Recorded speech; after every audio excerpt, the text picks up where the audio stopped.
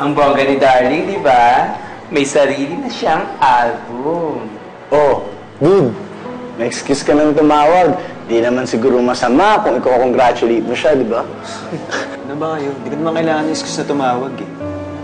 Sa akin mismo yung lumayo sa kanya. Sakit lang para sa akin kasi wala na kami. Parang ang saya-saya niya na kahit wala na tayo. Baka nilimutan niya talaga akong tuluyan. At dapat mo na nga siyang kalimutan. Everyone, I'd like you to meet Misha. Misha, that's Iago, that's Bertie, and this is my super-duper pogi and very single brother, Kevin. Kevin. Hi, guys. Misha. Misha right here is the younger sister of my best friend.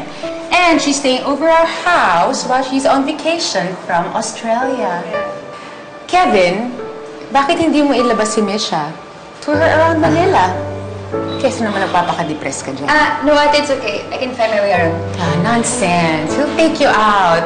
Diba, Kevin? Wait lang, dear. Ano ka ba naman, Kevin? Samahan mo na si Misha. Wala ka naman ginagawa dito, eh. Ate, alam ko yung ginagawa mo. Nirereto mo ako sa kanya eh. Eh, ano namang masama? Mas nakakabuti sa'yo si Misha or any other girl for that matter. Huwag lang yung darling na yun. Okay na. He'll take you around. Really? Thank you. Yes.